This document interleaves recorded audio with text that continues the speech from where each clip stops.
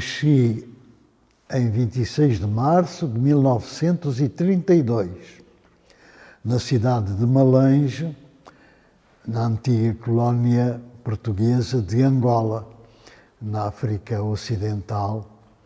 É uma cidade do interior, planáltica, 1100 metros de altitude, clima muito agradável. E mais tarde mudei para Luanda e senti um grande choque com a diferença de clima. Temperatura muito mais elevada, umidade do ar muito mais acentuada.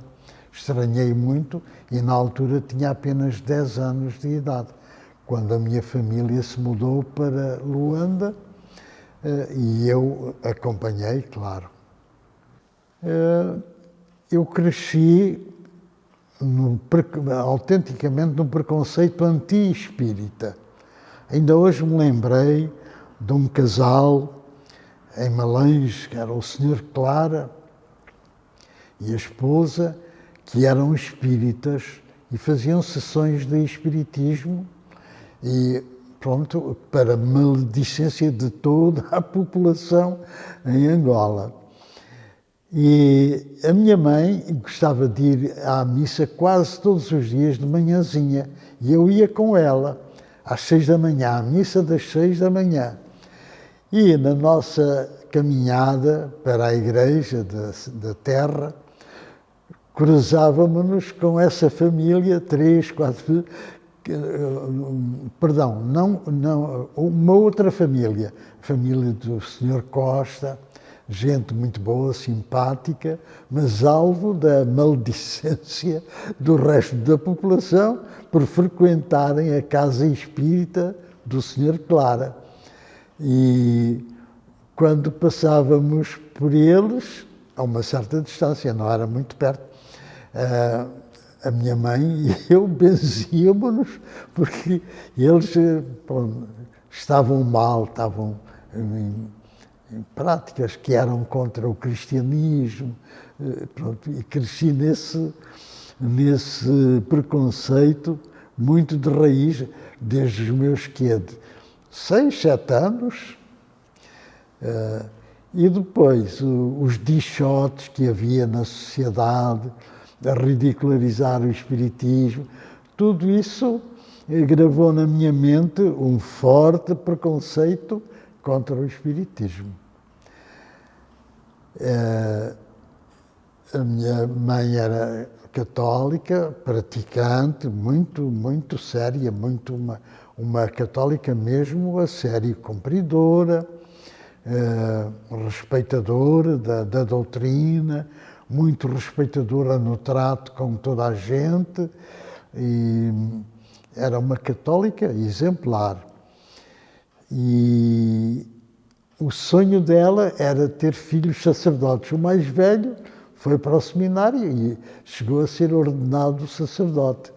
E eu, 10 anos mais novo que ele, a minha mãe deu a volta ao meu pai, que tinha outros projetos para mim, não é? Mas a minha mãe deu-lhe a volta e eu lá entrei para o seminário também e frequentei o seminário uns 6 anos.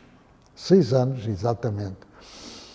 E aí o preconceito anti-espírita radicou-se mais ainda. Não é? Muito mais tarde, em 1960. Aliás, nesse mesmo ano, ainda tive uma atitude de uma certa sobranceria contra o espiritismo.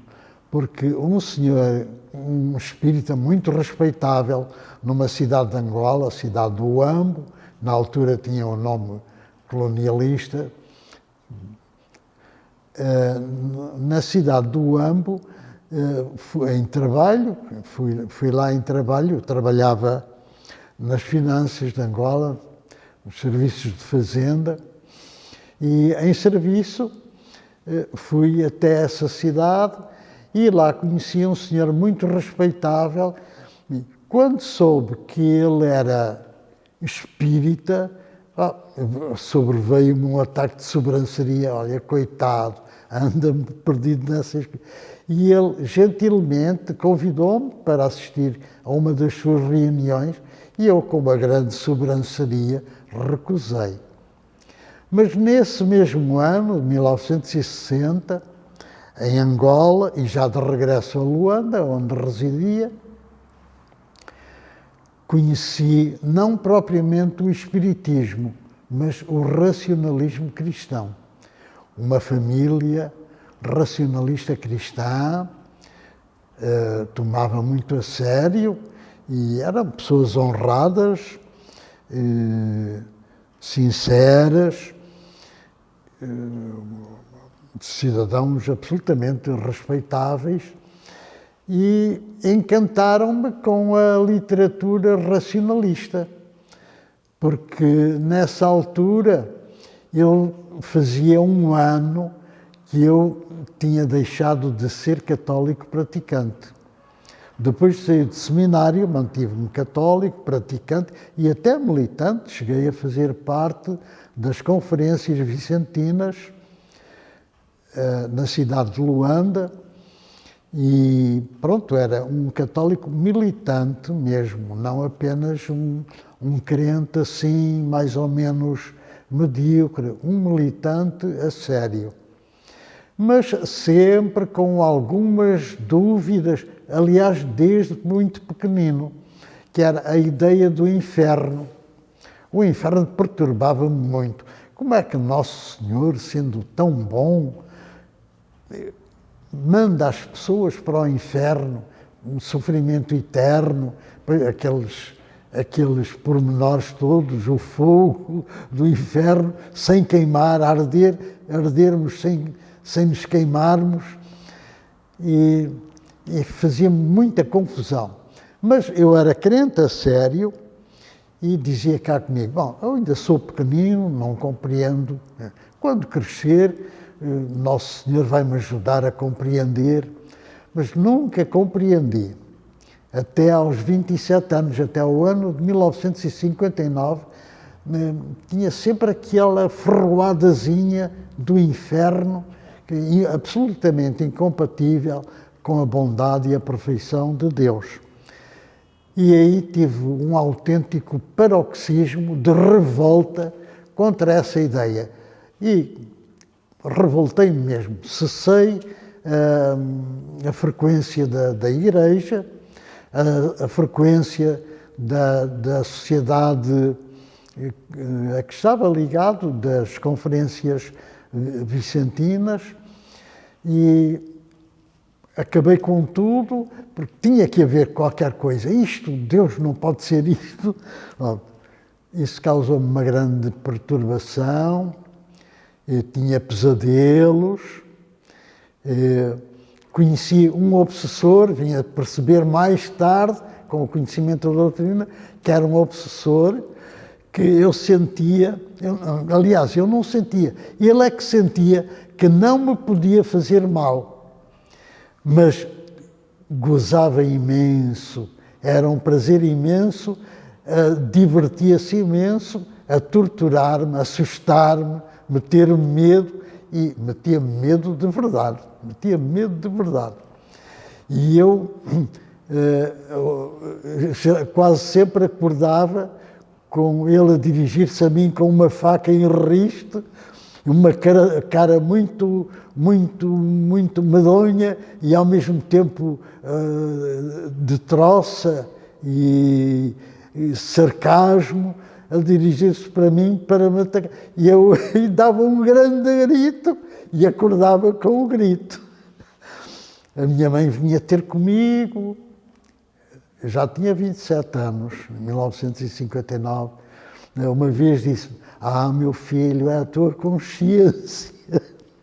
E eu tinha vergonha de dizer o que era realmente, que era aquele pesadelo. Bom, nesse mesmo ano, tive uma grande consolação e alteração na minha vida, uma revolução mesmo, foi conhecer a yoga. Conhecer muito superficialmente, mas fez-me tão bem, tão bem, tão bem, deu-me paz, e eu dizia comigo, sim, isto é um Deus decente, isto é um Deus decente, e todo contente, reconciliado com a ideia de Deus, com Deus mesmo, feliz, a minha vida mudou-se completamente, o meu relacionamento com as pessoas, e fez-me muito bem. Parte desse bem só notei 3 anos depois. 3 anos depois, em 1962, faleceu muito nova uma irmã minha, com 38 anos, mais velha que eu. Faleceu, claro, foi um grande desgosto para mim, e eu estava nesse dia para partir para mais uma viagem de serviço, no interior de Angola, mas é claro, adiei, fui ao meu serviço, à secretária, arrumar lá uns papéis, e fechei a gaveta para ir para casa, para tratar dos problemas do luto, do velório, enfim, as cerimónias fúnebres e a burocracia também. E disse, então vou para casa, mas antes vou passar pelo correio, vou passar na caixa do correio. Caixa do correio, as chaves, onde é que eu tenho? A chave, e parei um bocadinho, já sei. Fechei a chave dentro da secretária. Pedi a chave mestra lá na direção dos serviços, abri e realmente lá estava um molho de chaves dentro, e aí eu pensei, que maravilha! Eu andava sempre a perder coisas, há tanto tempo que não perco coisas. Chaves, o bilhete de identidade, documentos, guarda-chuvas. Perdia tanta coisa e agora há tanto tempo que não perco, e associei logo à minha paz da yoga, porque uma coisa que me fez muito bem foi o hábito da descontração, exercícios de descontração, e eu acho que a nossa sociedade, a maioria das pessoas, vive tensa, preocupada, ansiosa, num certo grau, às vezes grave também, não é? Mas mesmo quando não é grave, uma certa ansiedade, tensão, e, portanto, com tendência para esquecer coisas, e era o que acontecia comigo. Mas quando eu comecei a ter paz, relaxamento, descontração, deixei de ser perturbado por essa tensão, deixei de perder objetos, cheguei a perder até um relógio de pulso, acabou-se tudo isso e eu fiquei muito feliz com aquela diferença. Aí é que eu notei a diferença de que eu estava a ser beneficiário, que me dava tanta alegria, tanta paz, tanta felicidade. 3 anos depois é que eu reparei, mas foi de facto uma revolução na minha vida, nos relacionamentos pessoais, tudo beneficiou, tudo beneficiou. Agora o senhor pode falar um pouquinho da sua vinda de Angola para cá, né, para Portugal, como é que foi e como é que o senhor passou, né, do racionalismo cristão para o espiritismo? Exatamente. Em 1960 conheci essa família racionalista cristã e depois nas minhas viagens de serviço também conheci em Benguela a família Guerra de racionalistas cristãos muito aplicados, sinceros, conhecedores, estudiosos, e reforçou os meus laços com o racionalismo cristão. Frequentava reuniões familiares, não é? Mas reuniões com toda a disciplina do racionalismo cristão, semelhante, aliás, à disciplina espírita das reuniões. E pronto, aprofundei muito as leituras e até radicou-se um bocadinho mais o meu preconceito anti-espírita, porque a literatura racionalista cristã, em muitas obras, e algumas delas, digamos, de referência, referiam-se pejorativamente ao espiritismo. Referiam-se pejorativamente ao espiritismo. Chamavam pejorativamente um espiritismo religioso, porque o racionalismo, até pelo nome, a preocupação da racionalidade, um tanto exacerbada, preocupada com o caráter científico da doutrina espírita, que eles chamavam racionalista cristã. E aí também acentuou-se um bocadinho o preconceito anti-espírita. Ainda nos anos de 60, em 1964, era funcionário público, funcionário de fazenda, tinha direito a 6 meses de licença graciosa, férias, e vim até Portugal. Aliás, foi a primeira vez, porque eu, como natural de Angola, anteriormente não tinha direito à tal licença graciosa. Mas, mais tarde, a lei foi alterada e, como era filho de mãe natural de Portugal, portuguesa, natural de Portugal, São João da Pesqueira, então passei a ter direito e aproveitei e fez muito bem viajar, conhecer novos hábitos, fez muito bem. E, é claro, já era assinante da revista espírita Estudos Psíquicos e também da Fraternidade. E fui conhecer esses dois, digamos, redutos espíritas em Lisboa. O Sr. Matos, da Fraternidade Espírita Cristã, e o comandante Isidoro Duarte Santos,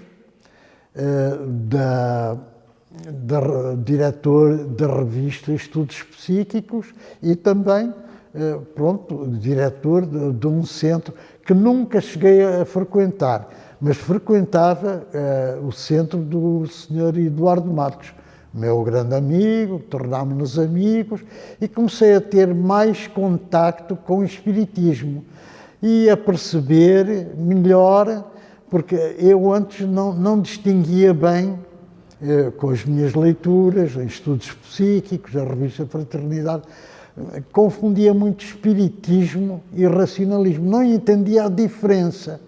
Então comecei a perceber e comecei também a perceber a razão e a natureza de algumas coisas que me contrariavam muito no racionalismo cristão. No entanto, o que havia de meu conhecimento, era o racionalismo cristão. Em Angola continuei racionalismo, até 1971. Vim novamente para umas férias em Portugal, contactei novamente com o Matos e várias vicissitudes. Fiquei a conhecer o Divaldo Franco e ecos da estadia dele, a primeira estadia dele em Portugal, em 1967. E várias circunstâncias, que seria longo estar a enumerar, comecei a pensar em levar o Divaldo Franco também a Angola. E comecei a trabalhar nisso tudo. Inclusivamente com a orientação do Eduardo Matos, grande amigo. Regressei em agosto, em 3 de agosto, regressei a Angola e poucos dias depois chegava a Angola o nosso Divaldo Franco. O Divaldo Franco deu-me um empurrão definitivo para o espiritismo. Fiquei com a perfeita noção uma noção mais perfeita, não, mas mais completa, mais exata do que era o Espiritismo. Pronto, e aí aderi de alma e coração ao Espiritismo, tornei-me, digamos, adepto, praticante, e para grande desgosto dos meus companheiros racionalistas, que lamentavam imenso: olha, o João Xavier deixou o racionalismo, foi parar ao Espiritismo. Mas é verdade, continuei. Foi em 1971, foi o contacto com o Divaldo, foi de facto o impulso definitivo para a minha entrada no Espiritismo, a minha adesão integral ao Espiritismo. Em Portugal e em Angola, que era uma ramificação da ditadura, o preconceito não, a aversão anti-espírita era total, não é? A própria palavra espiritismo, ninguém ousava proferi-la, a não ser para denegrir ou ridicularizar, mas era uma palavra que nunca se usava. Nunca aparecia escrita na imprensa, por exemplo, ou proferida na rádio. Televisão ainda era muito incipiente, ainda não existia em Angola. E então as nossas atividades tinham que ser clandestinas. Fizemos alguns esforços, mas rapidamente fomos desencorajados da ideia de legalizar o espiritismo. E pronto, fazíamos a prática espírita, grupos familiares clandestinos, muito discretos, com muitas medidas de segurança, não juntar demasiada gente ao mesmo tempo, pedia-se para chegar às reuniões a horas separadas, não muita gente ao mesmo, para dar o mínimo possível nas vistas, e em Portugal era a mesma coisa. Em 1976, depois da independência de Angola, aliás, estive lá um ano depois da independência e tinha a ideia de lá permanecer. Sentia-me angolano, muito ansioso da independência da minha terra, da minha pátria, e defendia calorosamente a ideia de todos ficarmos em Angola. Quanto pior as coisas estivessem, mais obrigação tínhamos de dar o nosso contributo para manter a ordem, o funcionamento, o equilíbrio. E tinha e vivia a fundo aquele espírito revolucionário, todo contente, entusiasmado também no aspecto político. Em 1976, um ano, 11 meses depois da independência de Angola, tive um sonho premonitório que eu considerei na altura premonitório. Na noite de 4 para 5 de outubro de 1976, tive um sonho em que era convidado a deixar Angola, sair de Angola para Portugal. E eu, revoltado com aquilo, então ando a dizer a toda a gente para ficarmos em Angola e eu vou sair de Angola. Não! E muito relutante, renitente. E acordei, um sonho muito vívido, toda a manhã a pensar naquilo. Cerca das 11 horas da manhã, pensei cá comigo, estou a ver que tenho mesmo de me ir embora. E quando tive esse pensamento, senti uma paz tão grande, inexplicável, mas uma paz tão grande, tão poderosa, tão consoladora, que me impressionou muito. Disse, alto, aquele sonho então não foi um sonho qualquer, já qualquer coisa sério e significativo.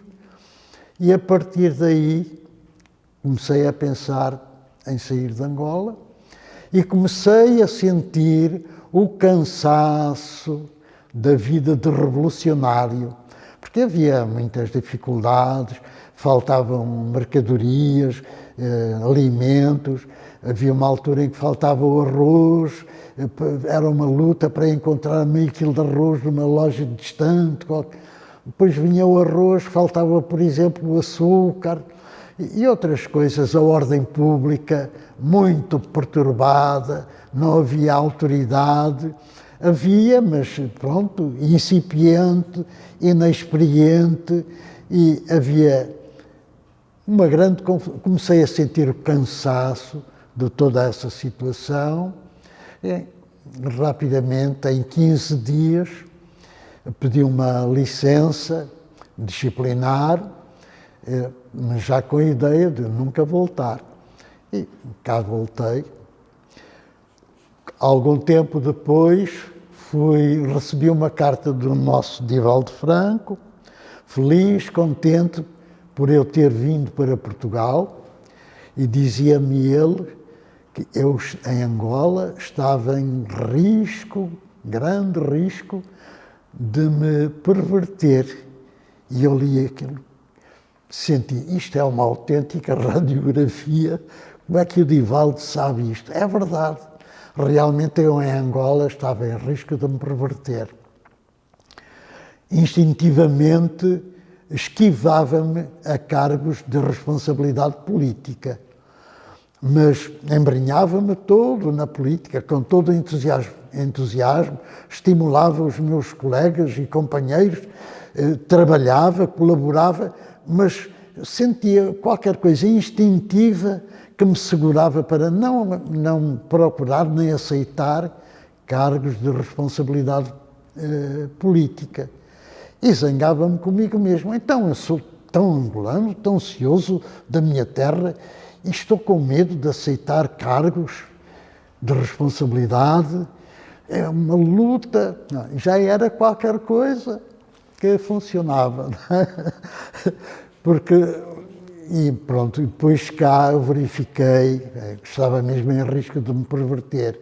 Os meus companheiros, alguns companheiros de escola, pessoas bem formadas, retas, cumpridoras dos seus deveres cívicos,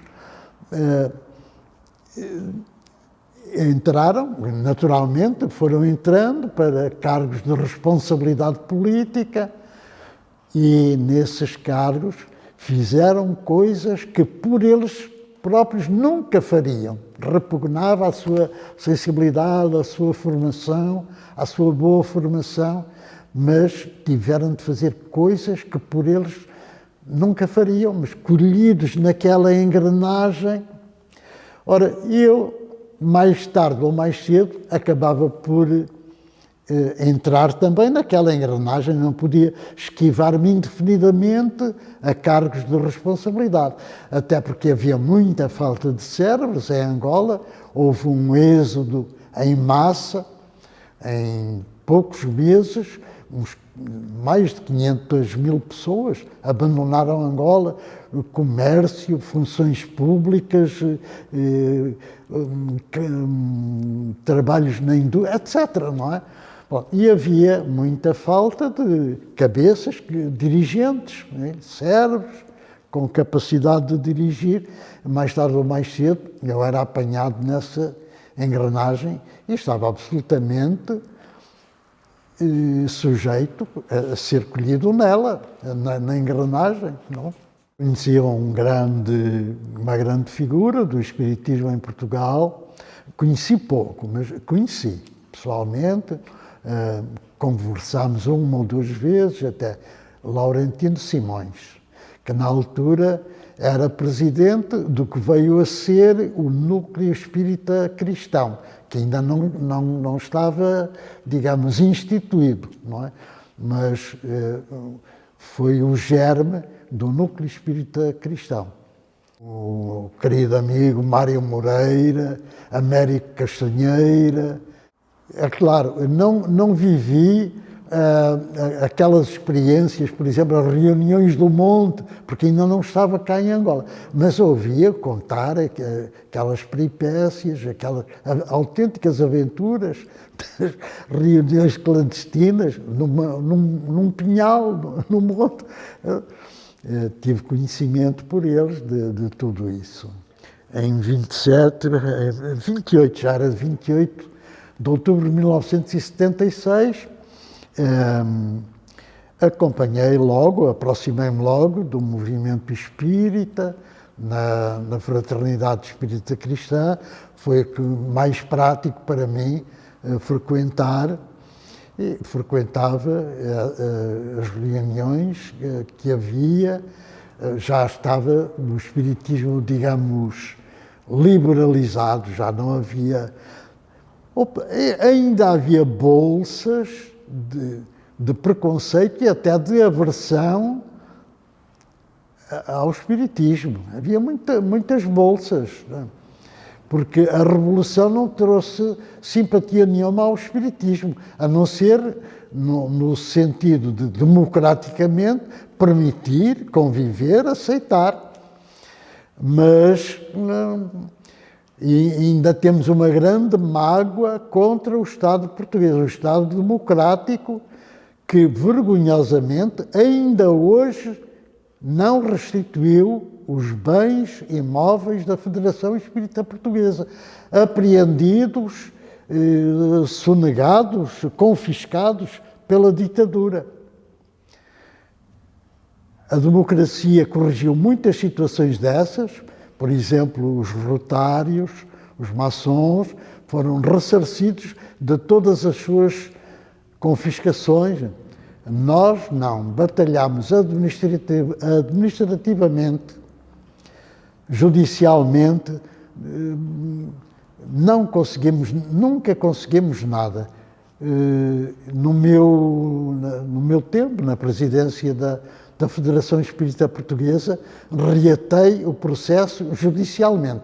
Houve uma circunstância favorável, que me pareceu favorável, para empreender essa iniciativa. Não consegui, no meu mandato, os meus sucessores do seu mandato também não conseguiram, e fizeram esforços, contrataram advogados. Até hoje, não sei, presentemente, concretamente, não sei a situação exata, mas de qualquer maneira continuamos, a Federação Espírita Portuguesa continua privada dos seus legítimos bens, vergonhosamente esbulhados pelo Estado fascista e sonegados pelo Estado democrático, vergonhosamente, inadmissivelmente, uma vergonha.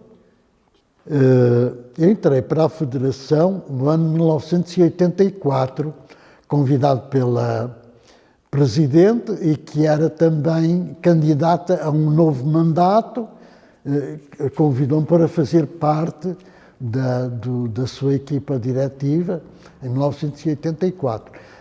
Entrei com o cargo de tesoureiro da Federação Espírita Portuguesa, tive vários mandatos.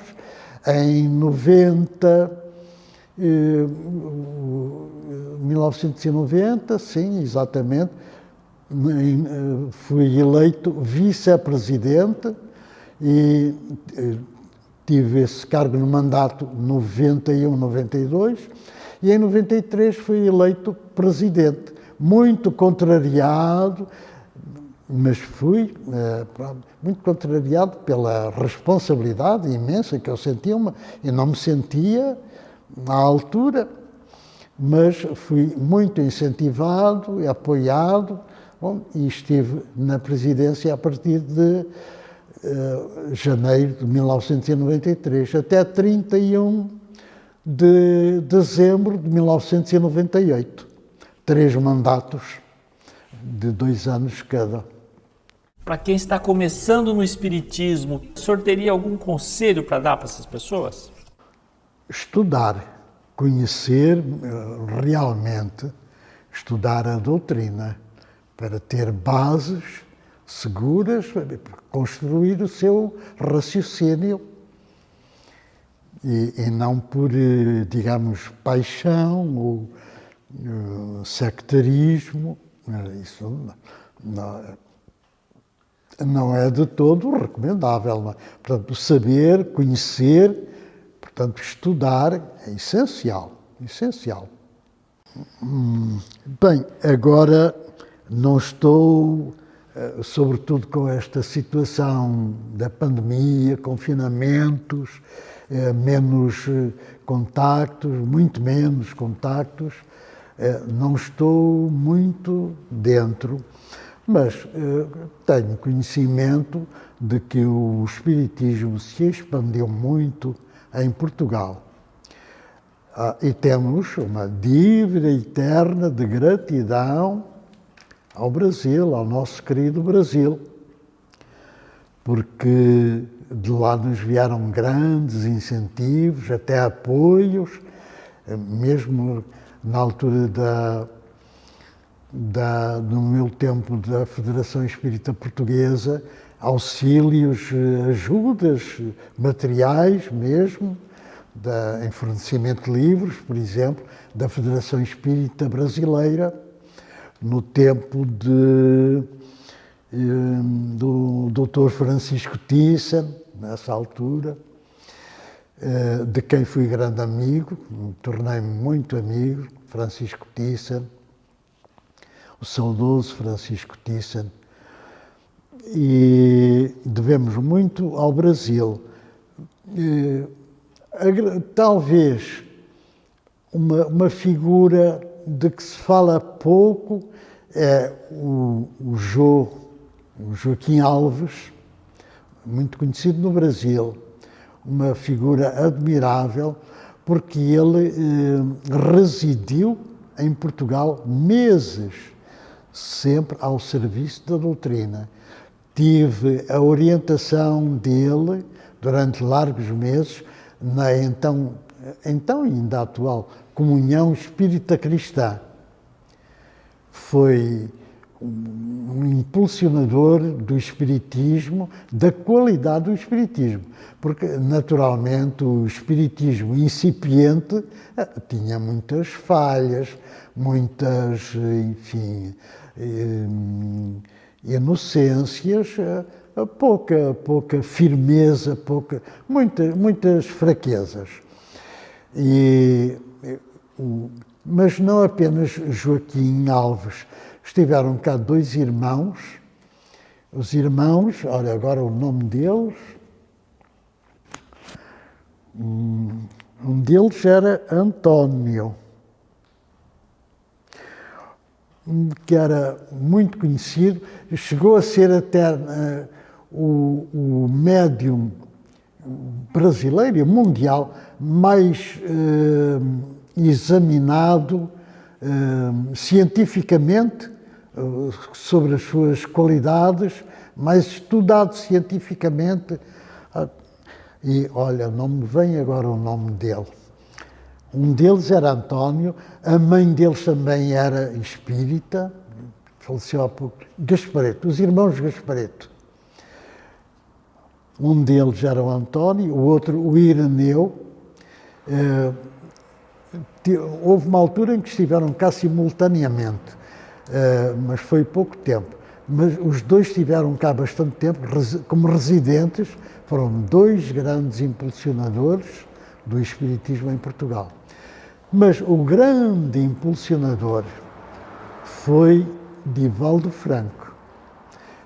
A vinda dele em 1967, em plena ditadura, foi um acontecimento extraordinário. Ele nunca teve à vontade muitas precauções para poder falar em público, relativamente, porque não era o público em geral, o público espírita, pessoas avisadas telefonicamente, verbalmente, etc. Não é? A presença de Divaldo foi fantástica, incendiou, mesmo durante a ditadura, entusiasmou a ideia espírita nos portugueses de uma maneira extraordinária, porque o Divaldo é aquele espírita brilhante, militante, pronto, respira espiritismo, estuda espiritismo, fantástico. E depois a obra dele também. A obra de Francisco Cândido Xavier, que também já era conhecida, mas a presença de Divaldo e depois a veneração que ele tinha por Chico Xavier consolidou, de facto, cimentou as bases firmes para o espiritismo. Em 1971, em Angola, a mesma coisa. Porque até aí a palavra espiritismo ninguém a proferia. Curiosamente, na presença do Divaldo, passou-se a escrever na imprensa, a ouvir na rádio, a palavra espiritismo. Divaldo Franco foi entrevistado num programa Café da Noite, de uma estação de rádio em Luanda, do Sebastião Coelho, Sebastião Candimba, como nós chamávamos. Candimba é coelho em língua nativa, quimbundo.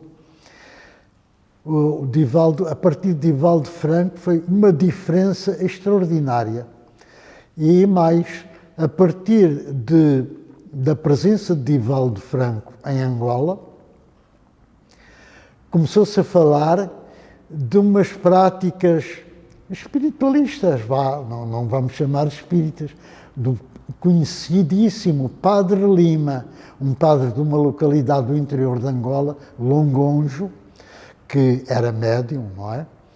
E, é claro, ele não se dizia médium, era exorcista, fazia exorcismos, mas com uma grande, as palavras ocorrem muito dificilmente, um grande, digamos, espalhafato mediúnico, que ele não controlava, porque não conhecia mediunidade, não é? Experimentalmente. E então começou-se a falar das curas, não se dizia mediúnicas, também não, espíritas, não eram espíritas, grandes, famosas curas que ele obteve em Longonjo, de pessoas de toda a parte de Angola acorriam a Longonjo a certas datas para serem atendidas por ele. E, regra geral, obtinha curas fantásticas. No fundo, eram desobsessões, não é? Mas as pessoas viam a cura e era uma coisa... Pois, isso era tudo abafado. Mas, a partir daí, uma revista, que pena, não me lembro outra vez do nome dela, uma revista semi-artesanal, com muito pouca tiragem, mas começou a fazer relatos dessas reuniões com o Padre Lima. Olha, a tiragem subiu a milhares de exemplares. Não sei se era mensal ou 15, não sei, já não me lembro. Mas subiu e toda a gente comprava, procurava essa revista para ver o relato das curas do Padre Lima. Isso era impensável antes da vinda de Divaldo. Palavra escrita, a palavra espiritismo repetida, era absolutamente impensável. Depois da vinda de Divaldo foi uma alteração como do dia para a noite. Eu gostaria assim, só de perguntar para o senhor, que casa espírita hoje o senhor está frequentando, se o senhor faz palestra, eu sei que está na pandemia, mas como é que está a sua movimentação hoje? Sim, estou com todas as restrições atuais, mas estou ligado, sou colaborador da Associação Espírita Fraterna Francisco de Assis, que é nesta rua também, um pouco mais acima. Faço parte da rotina dos trabalhos, da escala de palestrantes também. A prática mediúnica agora está também suspensa. As atividades são bastante restritas, mas continuam. Sim, também tenho o prazer de pertencer aos corpos gerentes da ADEP. Pronto, agora a minha colaboração é quase zero, exceto uma entrevista que dei à ADEP TV na semana passada. Colaboramos, estou sempre disponível, escrevia regularmente para o jornal da ADEP, que agora é um jornal bimestral, agora está suspenso, não sei de data previsível para o reatamento, mas estou sempre disponível para os companheiros, os queridos companheiros da ADEP. Sim, para todas as pessoas que porventura venham a ouvir e ver esta gravação, as minhas saudações cordiais de cristão espírita, o meu desejo de que nunca desistam da prática do espiritismo, cultivando o mais possível, sobretudo na parte do estudo. Estamos sempre a aprender, a atualizar-nos e parar nesse aspecto não é nada bom.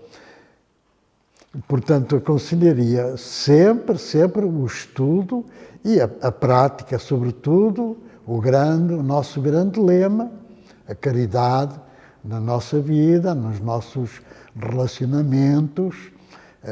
É uma prática, um lema fundamental do Espiritismo. Fora da caridade não há salvação.